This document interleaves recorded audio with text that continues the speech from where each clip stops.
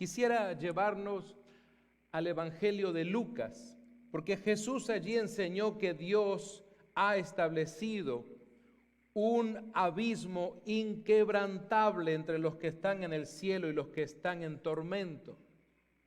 Es muy bueno que leamos esta escritura porque hay personas que a veces dicen, mi abuelita vino del más allá y habló conmigo.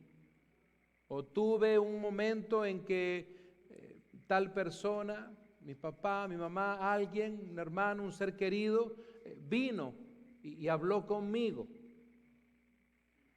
Pero fíjense en ustedes qué interesante es esto.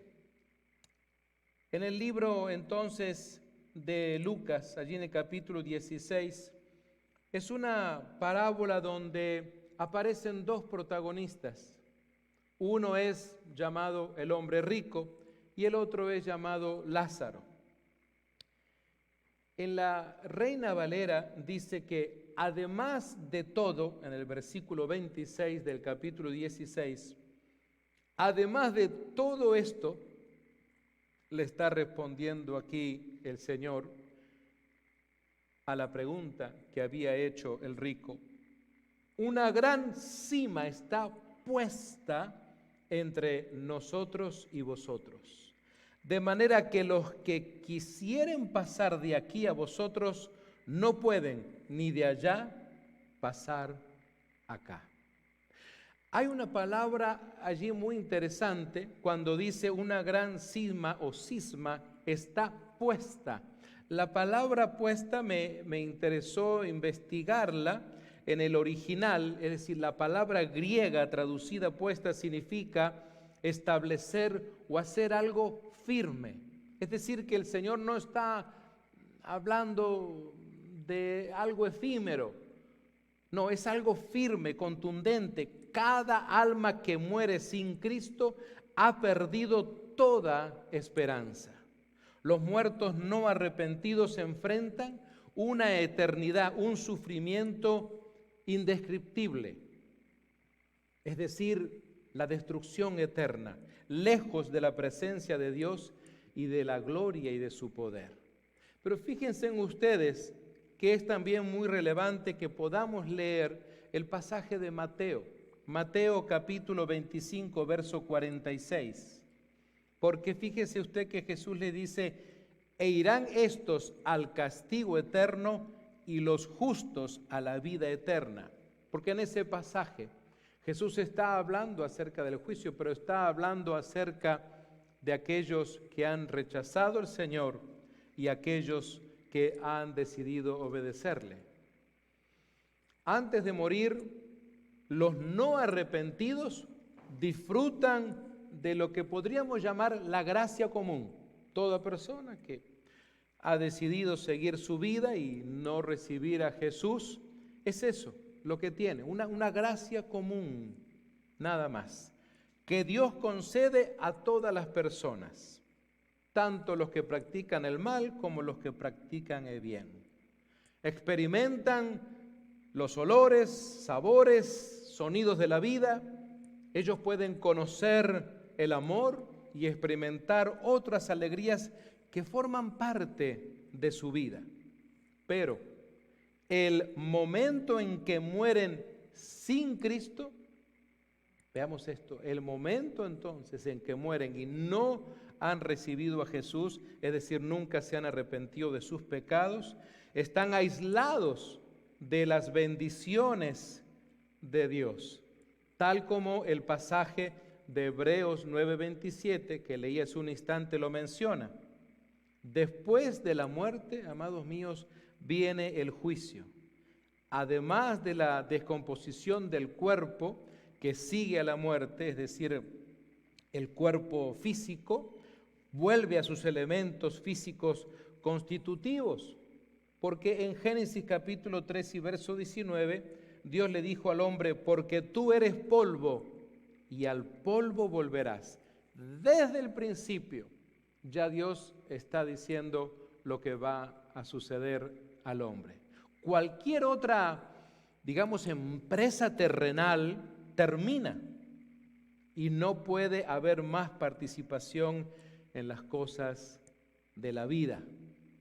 ¿Sabe que justamente el autor de Eclesiastés en el capítulo 9, verso 10 dice: todo lo que te viniere a la mano para hacer, hazlo según tus fuerzas, porque en el Seol a donde vas no hay obra, ni trabajo, ni ciencia, ni sabiduría.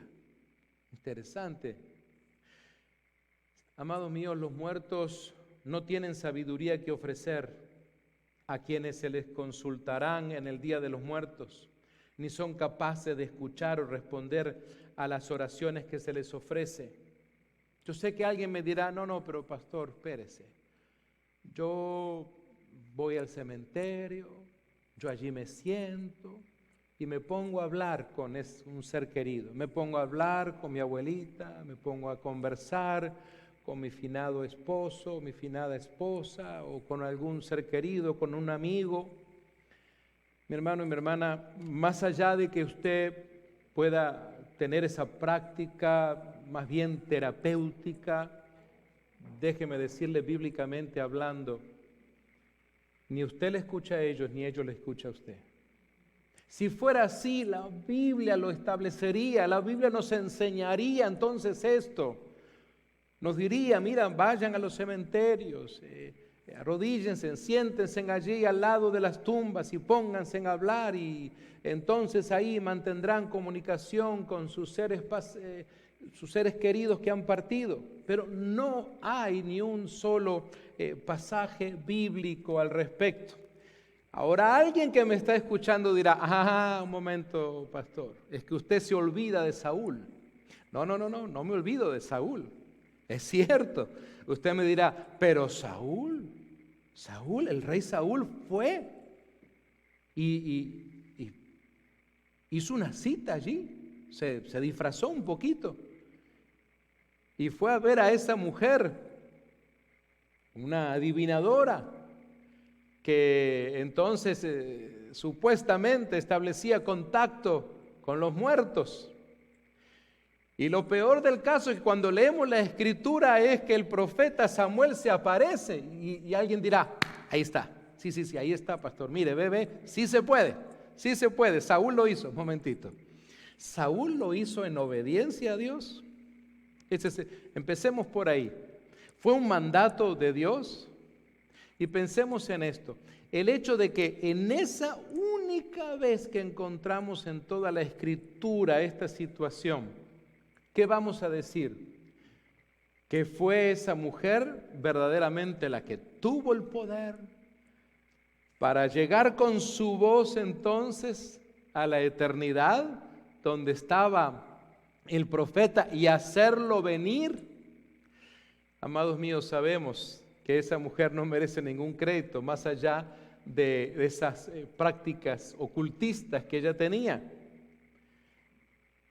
Yo entiendo que Dios le permite entonces a Saúl tener esa experiencia para que él una vez más, ya que parece ser que no entendía, que no creía, para que viera que Samuel, que ya había muerto, una vez más le dice: tu final es el mismo que ya te dije antes, porque Saúl había desobedecido a Dios. Ahora estaba en la agonía de su ministerio, de su reinado, y estaba desesperado. Pero una vez más, en aquella visión, el profeta le vuelve a decir, le vuelve a exponer su pecado. Así que entonces, amados míos, el Día de los Muertos, debemos entender que cada celebrante que invoca las almas de los difuntos, lo único que hace es involucrarse en un pecado abominable y sin sentido por completo. Veamos qué es lo que Dios dice. Cuando vamos justamente al Pentateuco, a los libros de Moisés, o la misma Torá, Deuteronomio, les recomiendo que lean este pasaje y lo marquen en sus Biblias. Es un pasaje muy importante. Deuteronomio capítulo 18, el versículo 10 hasta el 14. Noten ustedes cómo aquí está hablando Dios directamente con su pueblo. De parte de Moisés le dice, no sea hallado en ti, hablándole al pueblo, quien haga pasar a su hijo o a su hija por el fuego, ni quien practique adivinación, ni agorero, ni sortílego, ni hechicero, ni encantador, ni adivino, ni mago, ni quien, marque esto, ni quien consulte a los muertos. Saúl se olvidó de este pasaje, no porque no lo conocía, porque es abominación. De esto se trata. Porque si alguien pregunta, pero ¿qué tiene de malo, pastor? ¿Cuál es el problema? Si yo no le hago daño a nadie de ir al cementerio y sentarme allí y hablar con mi abuelita. Primero, repito, ni ella lo escucha a usted, ni usted la escucha a ella. Y segundo, y lo más importante diría, porque es abominación para Dios cualquiera que hace algo así. Es abominación a Jehová, tu Dios. ¿Saben, amados míos? Solo uno es digno y lo suficientemente poderoso para llamar a los muertos. Hay uno que sí puede hacerlo. Él llamará a estos a la resurrección de la condenación. Y el Señor Jesús nos habla de esto. El Señor Jesús, en ese discipulado intensivo, le enseña a los discípulos en el Sermón del Monte. Vamos al capítulo 5 de Juan, si son tan amables. Es otro pasaje que sugiero siempre marcarlo en su Biblia. Juan capítulo 5, versos 28 y 29.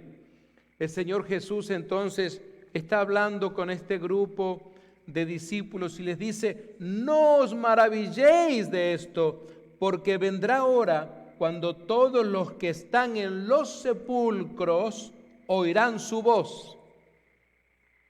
Este es el único momento, nada más, en donde los muertos van a escuchar la voz. ¿Pero qué voz? ¿La voz de un familiar muerto? ¿O de uno vivo? ¿O de un ser querido que anda por ahí en el cementerio? No. Noten ustedes, dice claramente entonces que estos que están en los sepulcros oirán su voz, pero ¿a quién se refiere Jesús? Se refiere a Dios mismo, y los que hicieron lo bueno saldrán ¿a qué? A resurrección de vida, mas los que hicieron lo malo a resurrección de condenación. ¿A qué se refiere cuando dice hacer lo bueno o hacer lo malo? Se refiere a aceptar o a rechazar. No está hablando simplemente de obras buenas o de obras malas. Los que han muerto en Cristo no están realmente muertos, ya que pasan inmediatamente a la presencia del Señor. La Biblia dice que duermen. De eso. La muerte es sin duda gravosa a los que no tienen esperanza, amados míos. Claro que sí, porque están sin Cristo. Veamos cómo explica esto también el apóstol Pablo. Noten ustedes que de este tema estoy tratando de nutrir con diferentes pasajes que todos se ponen de acuerdo. No es algo que alguien diga, bueno, pero mire, pastor, eso está simplemente allí en un rincón de la Biblia, en un pasaje. No, estamos leyendo al Señor Jesús, estamos leyendo a Pablo, hemos leído a Juan, hemos leído pasajes del Antiguo Testamento. Fíjense en ustedes entonces lo que dice Pablo cuando él escribe a lo que fue el primer grupo de cristianos allí en la ciudad de Tesalónica, y también lo que llegó a ser una de las primeras iglesias del Asia Menor, donde él ejerció su ministerio como plantador de iglesia. Primera de Tesalonicenses, capítulo 4 y versículo 13, el apóstol Pablo les escribe y les dice: tampoco queremos, hermanos, que ignoréis acerca de los que duermen. Note usted, es decir, a esos que llaman muertos. Él dice acerca de los que duermen, para que no os entristezcáis como los otros que no tienen esperanza. Así que entonces, si la persona que tú has perdido, si la persona por la cual tú has hecho duelo, has hecho luto, etcétera, en algún momento, y estaba en Cristo, esta es la esperanza. Si ese ser querido era una persona que caminó con Cristo, que le entregó su vida al Señor, esta es la esperanza que tenemos. Mientras tanto, no hay nada que tú y yo tengamos que hacer. Ya todo lo hizo Cristo en la cruz del Calvario por esa persona. Pero fíjense en ustedes entonces que no tenemos que entristecernos. Es cierto, les recordamos, ¿cómo no? Yo recuerdo a mi padre y recuerdo a profesores, mentores míos que han partido ya con el Señor. Y uno los recuerda, pero es con mucho cariño, pero con esperanza. Ese es el asunto. Es la esperanza de saber entonces que habrá un reencuentro. Y amados míos, quisiera que vean ustedes, la palabra de Dios nos advierte que no consultemos a espíritus y adivinos. Volvamos al Antiguo Testamento un momento, Isaías capítulo 8, verso 19. No todos los pasajes están en la pantalla.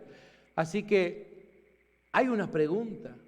Dice el profeta Isaías, ¿no consultará el pueblo a Dios? Le dice, ustedes, pueblo de Dios, creyentes, ¿no van a consultar a Dios?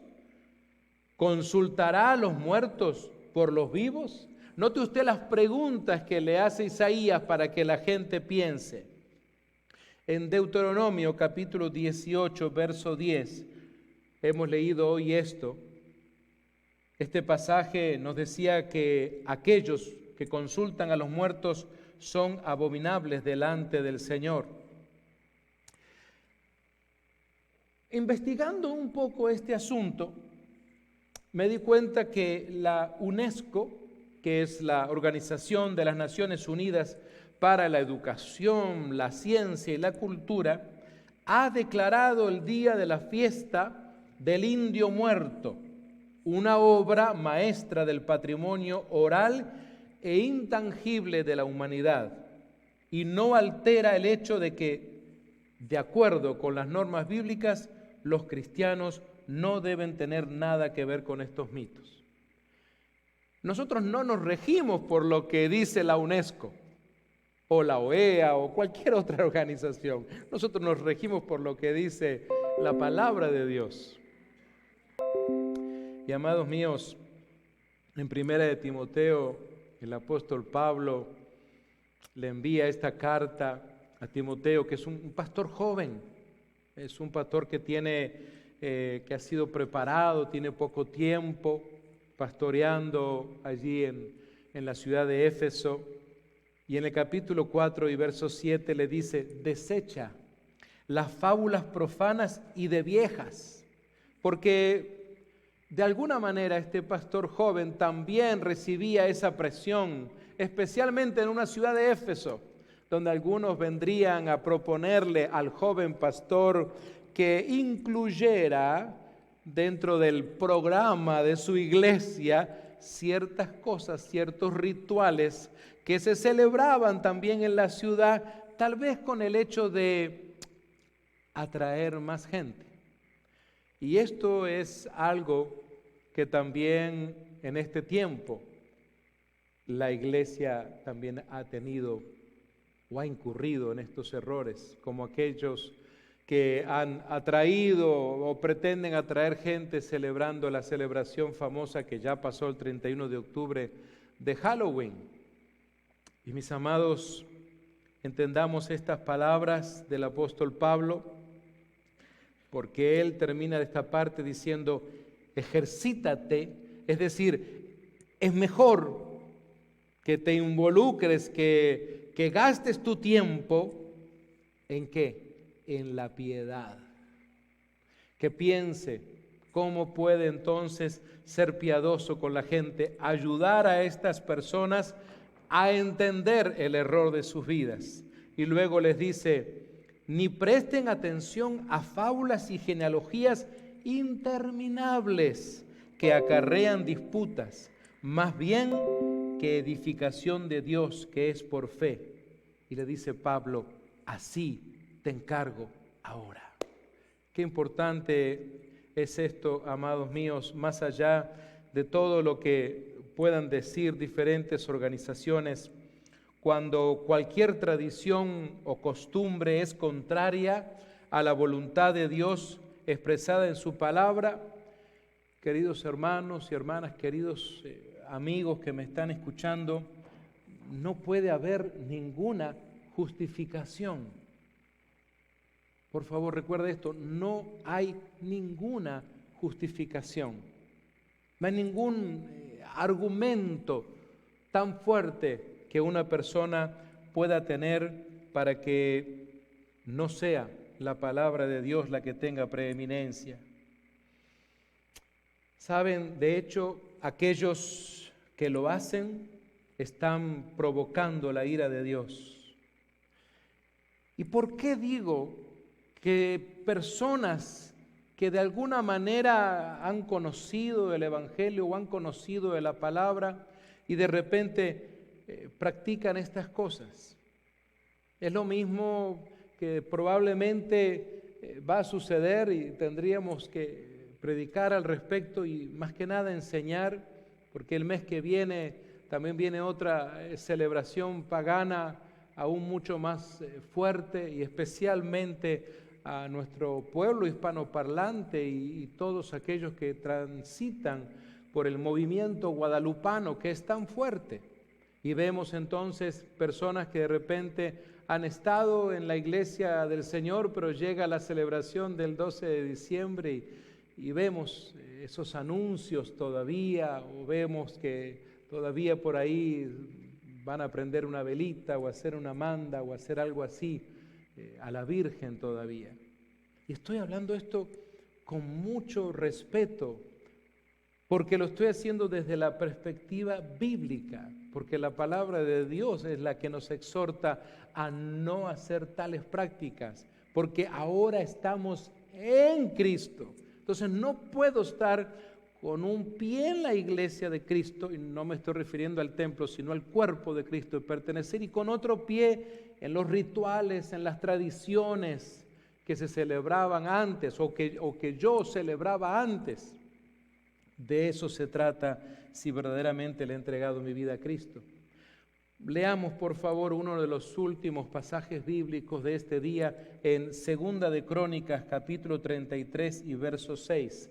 El segundo libro de Crónicas en el Antiguo Testamento, capítulo 33 y verso 6 dice: y pasó sus hijos por fuego, hablando de alguien que hizo muchas cosas abominables delante de Dios. Pasó sus hijos por fuego en el valle del hijo de Hinnom, y observaba los tiempos, miraba en los agüeros, era dado a adivinaciones y consultaba a adivinos y encantadores. Noten ustedes, se extendió en hacer lo malo ante los ojos de Jehová. ¿Hasta qué? Hasta encender su ira. Esto quiere decir entonces que si nos empecinamos en hacer cosas abominables delante de Dios, como las que hemos estado mencionando, lo que vamos a hacer es encender su ira y su juicio. Amados míos, como ya hemos visto, la Biblia nos advierte no consultar o dar audiencias a los muertos, como ocurre a menudo en el Día de los Muertos que algunos han celebrado. En pocas palabras, amados míos, el pueblo de Dios no debe separarse de Dios. El pueblo de Dios tiene que definitivamente alejarse de esas prácticas pecaminosas, como se hace hoy o como ya se ha hecho, y de esa manera evitar la ira que vendrá sobre aquellos que las hacen. ¿Por qué digo esto? Porque una vez más, cuando vamos a Apocalipsis, en el capítulo 18 y verso 4, les invito a que lea conmigo Apocalipsis 18, 4.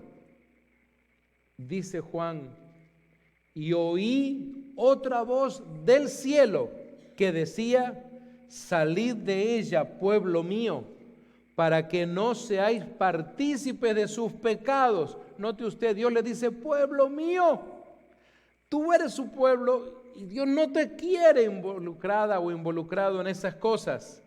Y le dice además: ni recibas parte de sus plagas. Por eso es que la iglesia del Señor debe mantenerse siempre apegada a la instrucción bíblica. La misión principal de la iglesia del Señor es alcanzar a cada grupo étnico, a cada cultura, y especialmente a ser discípulos, a bautizarles, a enseñarles a guardar todo lo que Cristo mandó. Eso está en Mateo 28, 19 al 20. Hasta que cada miembro del cuerpo de Cristo se ha conformado a la imagen del Señor.